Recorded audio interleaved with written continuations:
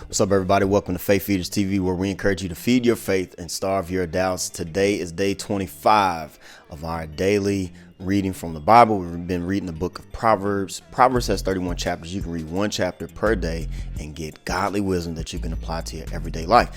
Today we're reading Proverbs 25 in the New Living Translation. I'm going to read the entire chapter. I'm going to share what God is speaking to me, what scriptures stand out to me, how I'm going to apply it. And then in the comments, I want you to do the same. So let's go and then let's share. And verse 1. These are more Proverbs of Solomon, collected by the advisors of King Hezekiah of Judah. It is God's privilege to conceal things and the king's privilege to discover them. No one can comprehend the height of heaven, the depth of the earth, or all that goes on in the king's mind.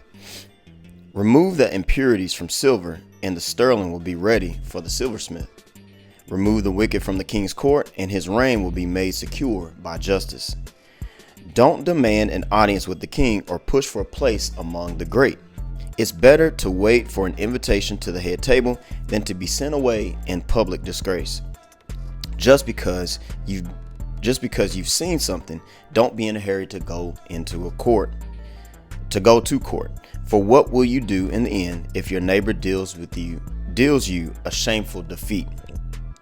When arguing with your neighbor, don't betray another person's secret. Others may accuse you of gossip, and you will never again regain your good reputation. Timely advice is lovely, like golden apples in a silver basket. To one who listens, valid criticism is like a gold earring or gold jewelry. Trustworthy messengers refresh like snow in summer. They revive the spirit of their employer. A person who promises a gift but doesn't give it is like clouds and wind that bring no rain. Patience can persuade a prince, and soft speech can break bones. Do you like honey? Don't eat too much, or it will make you sick. Don't visit your neighbor too often, or you will wear out your welcome.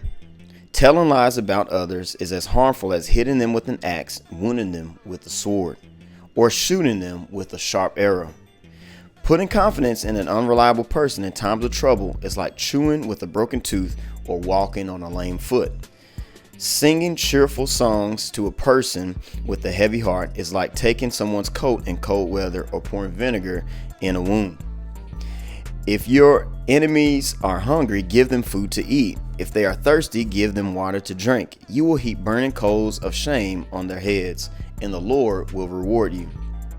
As surely as a north wind brings rain, so a gossiping tongue causes anger.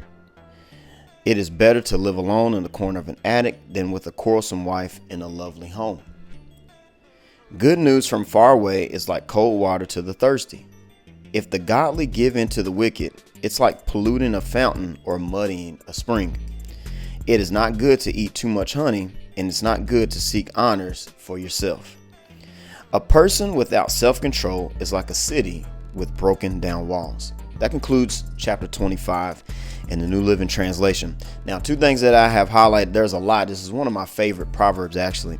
But there is a principle that we see. It's really a theme that we see it in verse 6 and 7.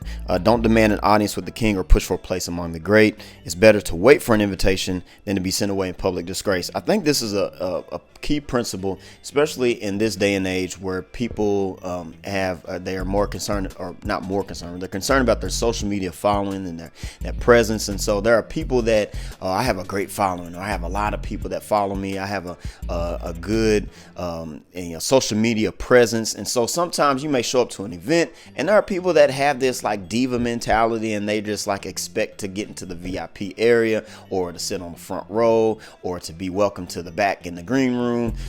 Needless to say, it's better to wait for an invitation to that than to think you're something that you're not. Scripture tells us to not think more highly of ourselves than we ought. So we should think good of ourselves, but not more highly than we ought to.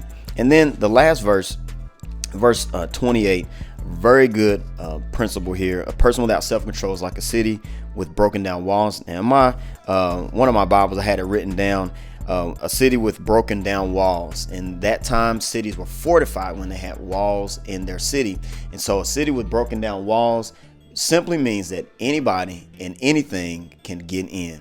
And so when we have a lack of self-control, no discipline, whatever can get in, scripture tells us give no place to the devil. But when we have no self-control, anything or anybody can get in. So it's important that we practice self-control so that we can fortify our spirit man and be protected against the attacks of the enemy.